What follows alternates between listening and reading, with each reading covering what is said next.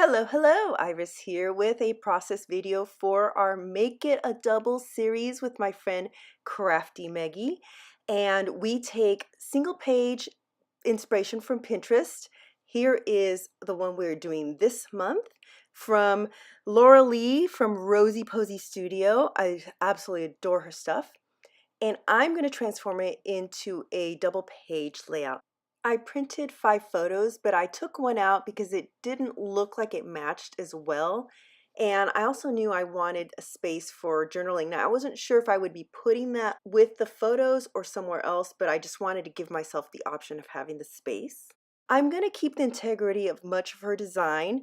I'm using a white background. I will have some mixed media, and I'm doing the clothesline effect across. But I'm using the Cocoa Daisy Memory Keeping Pocket Kit. It's the fresh cut from, I guess it's for March, but it came in February.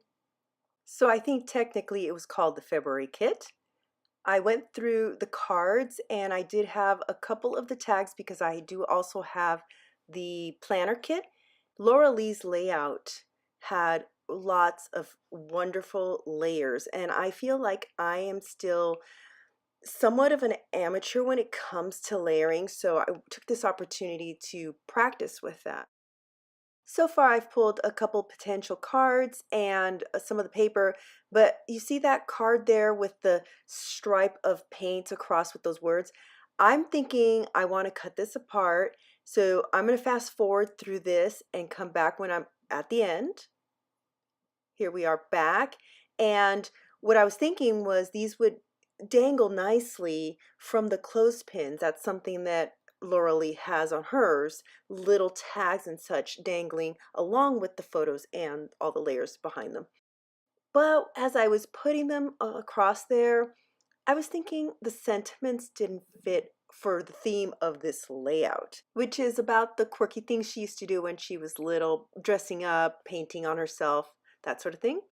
Lots of the chipboard didn't seem to fit either, but I did find a few pieces. Right here, I'm not convinced that loving this card with having the sentiment on top was going to work. I went to my Felicity Jane stash, which I just organized this week because I was tired of the mess that it was, to look for some either tags or tabs or labels. And I did pull a few out here. I don't think they're going to make it on in the end. And I have a stash of clothespins in different colors and sizes. I didn't really show you the bottle, but I was gonna do a colored and I decided nope, I'm gonna stick with the original, which are the natural colored clothespins. At this point, I decided to start committing and building the layers up. Those yummy sorbet colors and those watercolor swatches were just so irresistible. I knew I had to use this kit right away. I think I've pulled that little word strip sticker sheet out several times and I kept looking at it. I just couldn't find anything that fit the theme. I decided that one tag sticking up was going to look weird if I didn't have any more. This is a bin of just general tags that I have, and I did find something that I thought would work well. So I'm going to put it on this other photo. And I pulled out frames.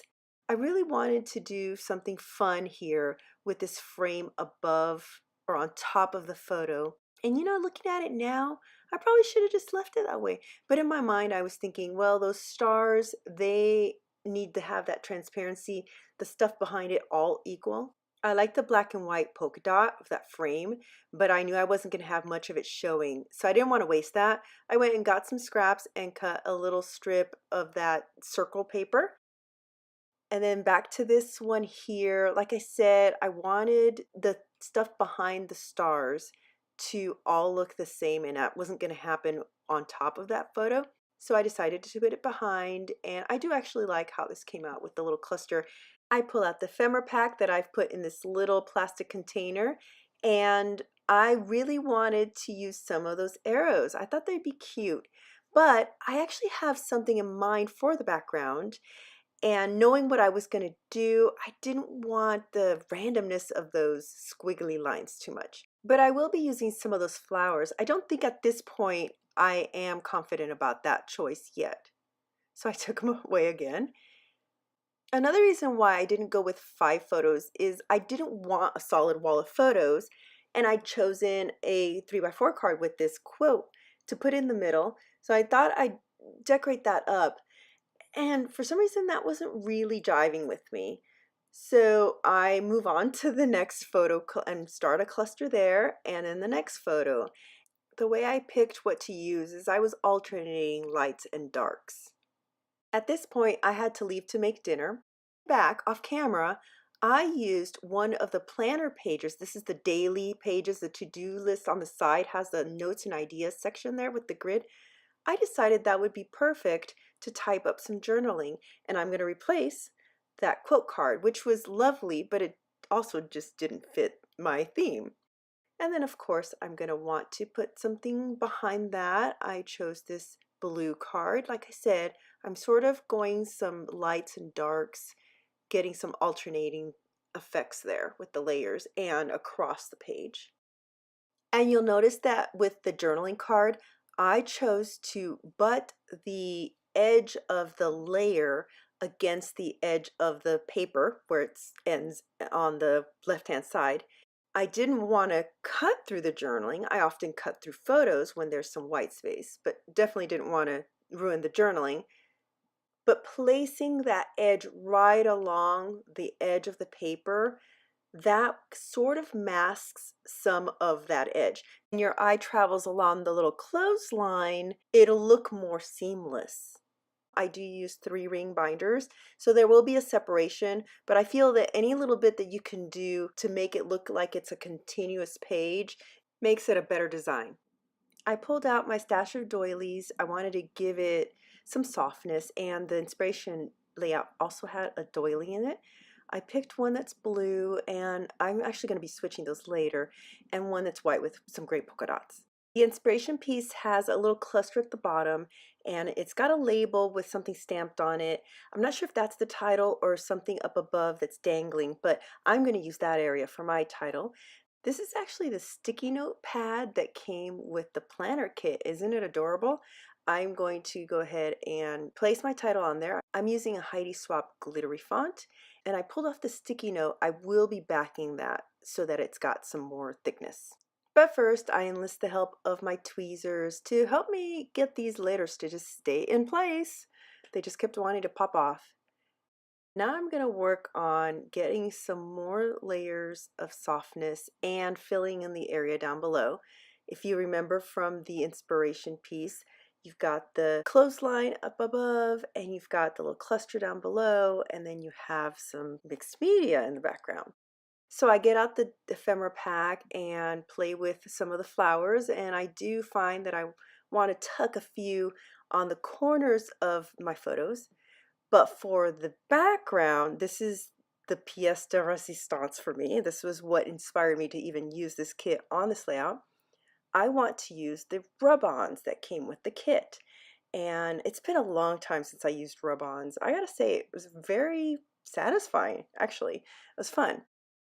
There's a pretty blue, bigger, almost like bluebell type of flower, but I thought that was going to be too tall. So I used the trio, it's the slightly bigger trio of flowers, and I'm going to span it across the two sides of the layout. That's how I'm also going to bring unity.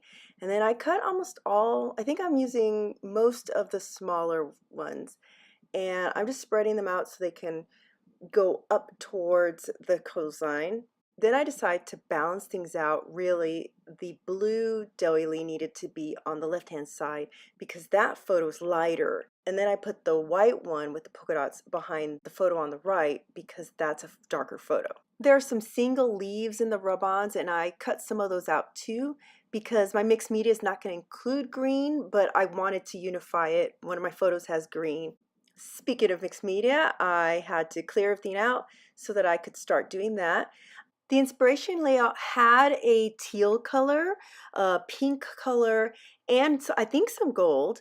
I'm actually going to be using very similar, although my pink is not as vibrant. For the teal color, I actually have a mixture of Mr. Huey's Sky and the Heidi Swapp Color Shine, the teal.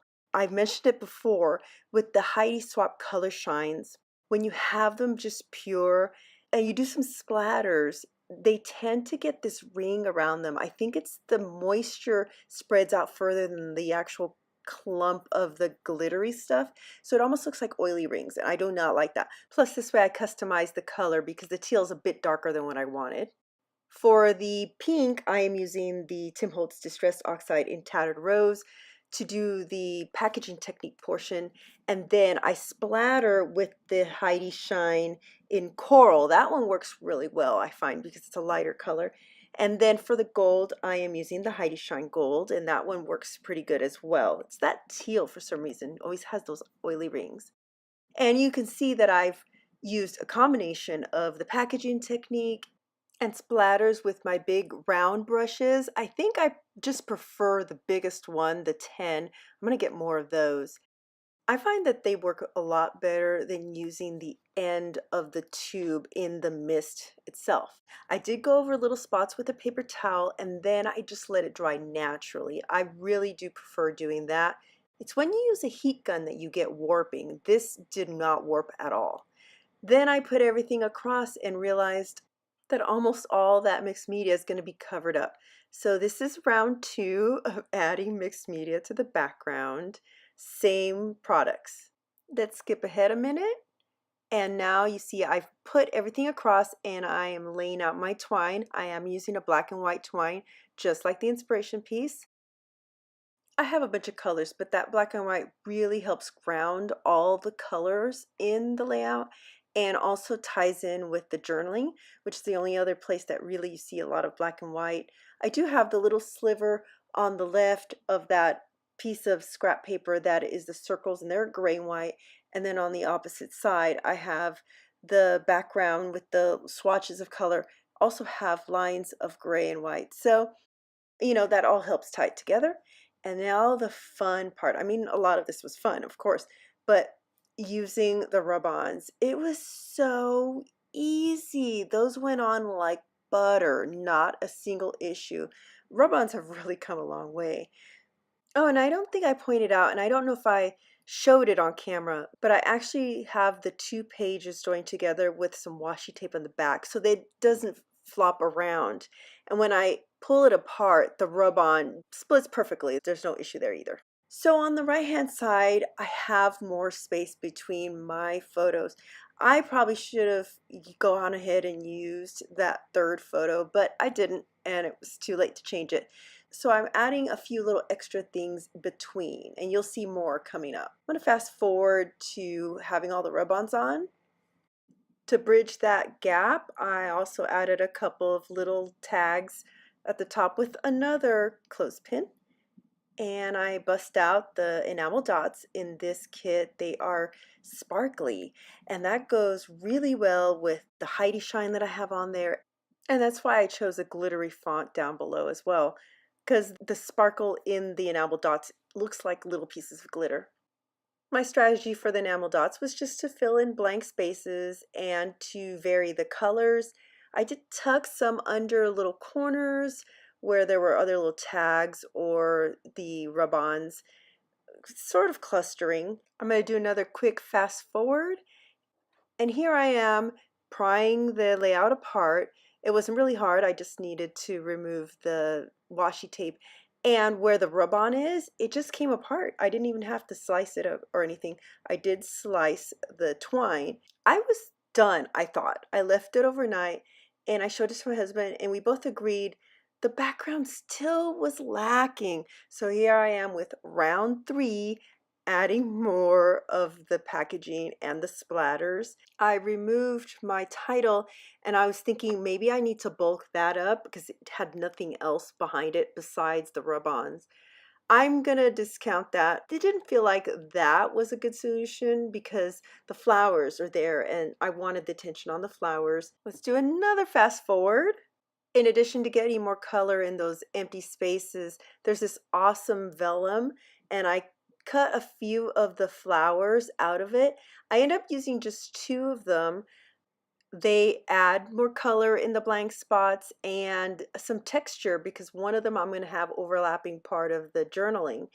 Now I'm going to just skip over to the end Off camera, I will have pried up some of the photos and added stronger adhesive, and I stamp dates for the photos.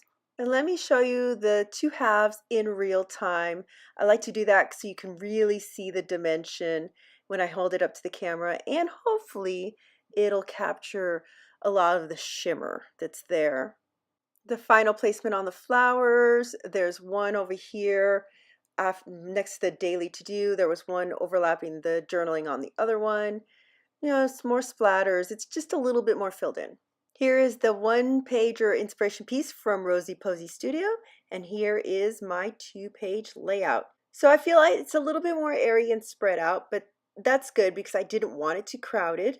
I got two more photos than she has on her page. I got a whole thing of journaling and just in general, a nice two-page spread. Well, thank you for joining me for this video on our Make It a Double series that I'm doing with my friend Crafty Maggie. I will have a link to her video interpreting that same layout, one page to two, and hers is quite different, so it's really fun to go check out. If you like this, please give it a thumbs up. Thanks to everyone that has been doing that. I appreciate all the support and all the comments. If you haven't subscribed, do that and hit the notification button so that you can get notified when we do our next video in the series. Thank you so much, everyone, for tuning in, and I will see you here next time.